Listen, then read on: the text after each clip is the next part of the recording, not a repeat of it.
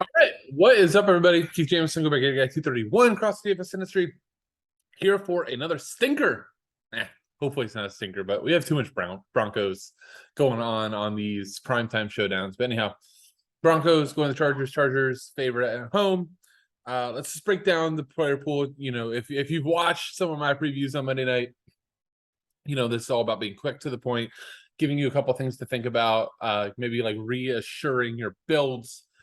Yeah, and hopefully being on some winners. We've done really well all season on Monday night. So looking forward to another one. So quick reminder, like, subscribe, comment to the video. And then if you're interested in more content, the chat, all the stuff that we have at FSI, check out the link to subscribe. So let's just get right into it. Let's look at our core first and foremost. Core is going to be, and by the way, the core, I'm not really going to talk about the options, but you don't need me to talk about Eckler, Herbert. I'll just say this from a GPP perspective. I'm going to fade one of the two. It's Herbert.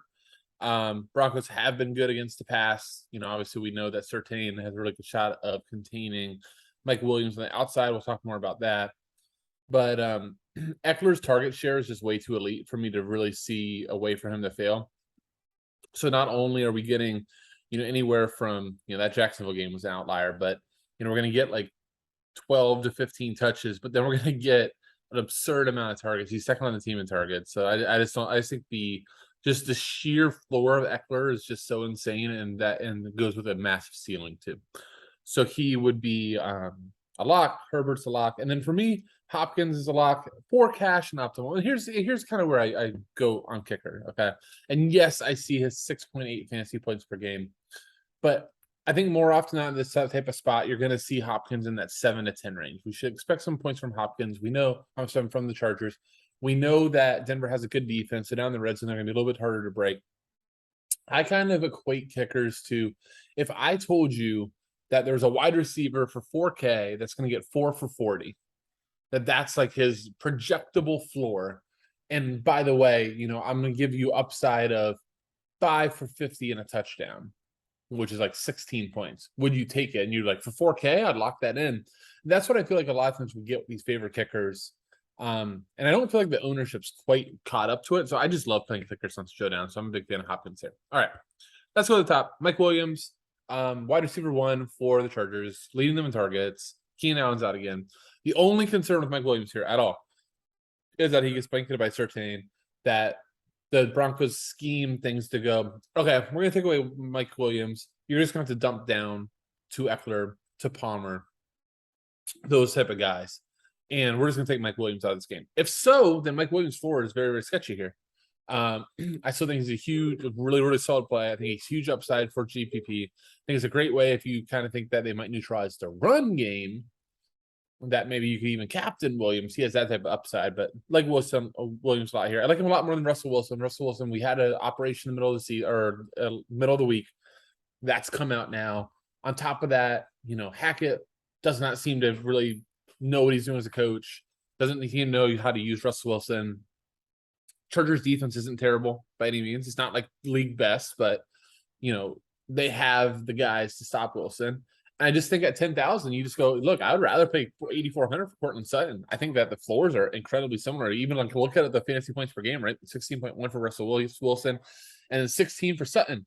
And we get $1,600 break here. So, you know, I think you can play cash without Wilson. He's by no means a lock for me. If I end there and I have enough salary and I feel good, then it's fine. Just like normal cash games with quarterback, but I don't think he's a locked in by any means. Courtland Sutton, I love leading the Broncos in targets. Just a huge disparity. He also gives you just huge upside as well, because he can take the top off the defense, whereas Judy's a lot more of that underneath, and really just becoming touchdown dependent. So big fan of Sutton here at 8,400. Also big fan of Melvin Gordon, #revenge narrative versus the Chargers, who let him go. Chargers have been I always get wrong, a run funnel, meaning they're going to play a lot harder to beat them in the air, make you do a lot of short underneath type of stuff and let you run the ball. We'll have to see how the situation in the game develops if Gordon kind of gets taken out by game flow. But Gordon at 8,200 I like, but I do think I have Sutton above him despite, you know, the funnel, despite all that stuff. Jerry Jeudy is fine at 7,000. Prefer Sutton to him, but again, if you want to play both, say that you're behind. But at that point, if you're going to play Sutton and Jeudy, you almost go, I might need Russell. And now all of a sudden, I kind of am favoring the Broncos to win when you think the Chargers should. So just an interesting thing to do there. Jeremy Kelly, I think, is a really, really interesting move. He's getting plenty of touches. He's even getting some red zone work. I'm sorry, Joshua Kelly, Jeremy Kelly. Who is Jeremy Kelly? But last week he was 10 for 49 in a close game with 2 targets as well and a touchdown. If you really think that the Chargers just jump all over the Broncos here, playing both Eckler and Kelly could be a way to differentiate yourself. Scrolling down, Josh Palmer is operating as the number 2 receiver for the Chargers. You have the 1 target against Houston, but otherwise you have 4, 8, 9, and 6. So at 5,100, that's really solid with some upside. Garrett Everett, I'm going to fade here with Donald Parham back.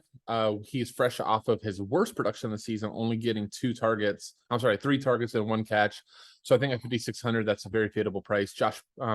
Mike Boone, GPP flyer. Again, the problem is I don't know if I want to buy into the Denver run game. That also means that I'm buying into Denver possibly being ahead here. So maybe for GPP, maybe a flip game script of what the chalk's going to do. I think it makes some sense. Chargers D is in play. McManus is very in play on the other side, especially in cash. KJ Hamler, in my opinion, is a great boom bust. We saw him freak out on Wilson wide open in the end zone. Maybe that makes it less likely that Wilson's going to throw him the ball. But Hamler is a speed freak. He could get open. He's only 3,000. Those are the type of plays we like to take advantage of. I do think that DeAndre Carter is really underpriced. Plays a little bit of slot for them. 4-3, 4-3, 2 targets. He's kind of like what I joked about the kickers, but maybe a little bit less of a floor. But at 2,600, I quite like that. Denver Bronco tight ends are a disaster, so just stay away. I do think Lat Murray is intriguing, at least. I don't know. I think part of that was with Gordon, but at 1,600, he could be a flyer. Yeah, sorry, I was just reading the notes just to make sure I didn't miss anything on him, but I think he's a flyer. He probably gets some ownership, but just kind of goes like, again, back to that Broncos run script, but I think he might be a popular client. See if there's anybody else down here.